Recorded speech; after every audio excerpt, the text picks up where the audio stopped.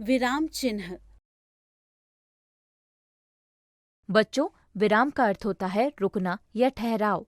जिस प्रकार जीवन की दौड़ में मनुष्य को कहीं न कहीं रुकना, ठहरना पड़ता है, विराम की आवश्यकता प्रत्येक व्यक्ति को होती है। जब मनुष्य काम करते करते थक जाता है तो मन आराम करना चाहता है। यह आराम विराम का नाम है। उसी तरह लेखन मनुष्य के जीवन की एक विशेष मानसिक अवस्था है। लिखते समय लेखक यूं ही नहीं लिखता रहता, बल्कि कहीं थोड़ी देर के लिए रुकता है, ठहरता है और पूर्ण विराम लेता है। ऐसा इसलिए होता है कि हमारी मानसिक दशा की गति सदा एक जैसी नहीं होती। यही कारण है कि लेखन कार्य में भी विराम चिन्हों का प्रयोग करना पड़ता है। यदि इन चिन्हों का उपयोग ना किया जाए तो भाव अथवा विचार की स्पष्टता में बाधा पड़ेगी और वाक्य एक दूसरे से उलझ जाएंगे और तब पाठक को व्यर्थ ही माथापच्ची करनी पड़ेगी। पाठक के भाव बोध को सरल और सुबोध बनाने के लिए विराम चिन्हों का प्रयोग होता है। वाक्य के सुंदर गठन, भावाभिव्यक्ति की स्पष्टता के लिए इन विराम चिन्हों की आवश्यकता और उपयोगिता मानी गई है। प्रत्येक विराम चिन्ह लेखक की विशेष मनोदशा का एक एक पड़ाव है, उसके ठहराव का संकेत स्थान है। हिंदी में प्रमुख विराम चिन्ह निम्नलिखित है: पूर्ण विराम, अल्प विराम, अर्ध विराम, उपविराम, प्रश्न सूचक चिन्ह, विस्मय सूचक चिन्ह, निर्देशक चिन्ह, विवरण चिन्ह, योजक चिन्ह, उद्धरण चिन्ह, कोष्टक चिन्ह, लाघव चिन्ह, हंसपद चिन्ह, लोप चिन्ह। पूर्ण विराम, वाक्य के पूरा होने पर उसके अंत में पूर्ण विराम लगाया जाता है। प्रश्नवाचक तथा विस्मयादि बोधक वाक्यों के अतिरिक्त सभी वाक्यों के अंत में पूर्ण विराम का चिन्ह लगाया जाता है। जैसे मैं प्रतिदिन पढ़ता हूँ, पूर्ण विराम। सदा सत्य बोलो, पूर्ण विराम। अल्प विराम, जहाँ थोड़ी सी देर के लिए रुकना पड़े वहाँ अल्प विराम लगाया जाता है। इसके विभिन्न प्रयोग निम्नलिखित हैं। जैसे जब मैं उसके घर गया वह सो रहा था, जो घड़ी आपने भेजी मुझे मिल गई है। अर्धविराम, जहां अल्पविराम की अपेक्षा कुछ अधिक रुकना होता है वहां अर्धविराम लगाया जाता है। जैसे जब बेबी सो जाती है मैं भी सोने लगती हूँ। अब खूब पढ़ाई करो, परीक्षा सिर पर आ गई है।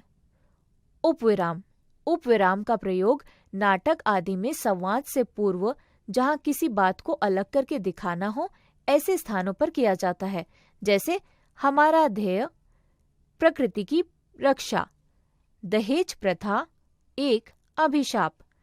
प्रश्न सूचक चिन्ह, प्रश्न सूचक चिन्ह का प्रयोग प्रश्नवाचक वाक्यों के अंत में किया जाता है। जैसे क्या आप मेरी सहायता करेंगे? आप कहाँ जा रहे हैं? विस्मय सूचक चिन्ह, इस चिन्ह का प्रयोग हर्ष, घृणा, शोक, आश्चर्य आदि को प्रकट करने तथा संबोधन के लिए किया जाता है। जैसे हे प्रभु, अब हम पर दया करो, आहा कैसा सुंदर दृश्य है। निर्देशक चिन्ह, उदाहरण की ओर संकेत करने वाले अथवा निर्देश वाक्य के बाद निर्देशक चिन्ह लगाया जाता है। जैसे शुभांगी, तुम आज ये काम कर लेना। अभिनव, जरूर आपने कहा है तो करूंगा ही। विवरण चिन्ह, किसी विषय को समझाने या निर्देश देने के लिए विवरण चिन्ह का प्रयोग किया जाता है। जैसे क्रिया के दो भेद होते हैं, संकर्मक क्रिया, अकर्मक क्रिया। वर्ण दो प्रकार के होते हैं, स्वर, व्यंजन। योजक चिन्ह, दो शब्दों को जोड़ने के लिए इसका प्रयोग किया जाता है, परंतु उन शब्दों के बीच संधि नहीं होनी चाहिए। जैसे सुख दुख, माता पिता, तुम सा, कभी कभी, राम रावण आदि। तुमने दिन रात मेहनत की, वह हंसते हंसते रोने लगा। उद्धरण चिन्ह, ये दो प्रकार के होते हैं, इकहरे उद्धरण चिन्ह, दोहरे उद्धरण चिन्ह। इकहरे उद्धरण चिन्ह, इस चिन्ह का प्रयोग किसी विशेष व्यक्ति अथवा उपनाम, ग्रंथ आदि को प्रकट करने के लिए किया जाता है। जैसे रामधारी सिंह दिनकर को राष्ट्रकवि कहा जाता है। तुलसीदास कृत रामचरितमानस हिंदुओं का महान ग्रंथ है। दोहरे उद्धरण चिन्ह, इसे अवतरण चिन्ह भी कहते हैं। जब किसी व्यक्ति की उक्ति को बिना किसी परिवर्तन के ज्यों का त्यों लिखा जाता है तब इस चिन्ह का प्रयोग किया जाता है। इसके पूर्व अल्प विराम का चिन्ह लगाया जाता है। जैसे बालक ने कहा, टॉमी तुम कहाँ चले गए थे? माँ ने कहा, छुट्टी होते ही सीधे घर आ जाना। कोष्टक चिन्ह। कोष्टक का प्रयोग निम्नलिखित स्थितियों में किया जाता है। क्रम सूचक अंकों या अक्षरों के साथ। जैसे संख्या के 5 उदाहरण हैं। सुमित, पुस्तक, मुंबई। समानार्थी शब्दों के साथ कोष्टक का प्रयोग होता है। जैसे वह दूर की सोचने वाला है, दूरदर्शी।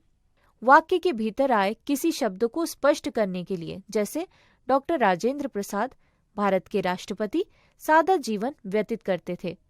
नाटकों तथा संवादों में हाव भाव सूचित करने के लिए भी कोष्टक का प्रयोग किया जाता है।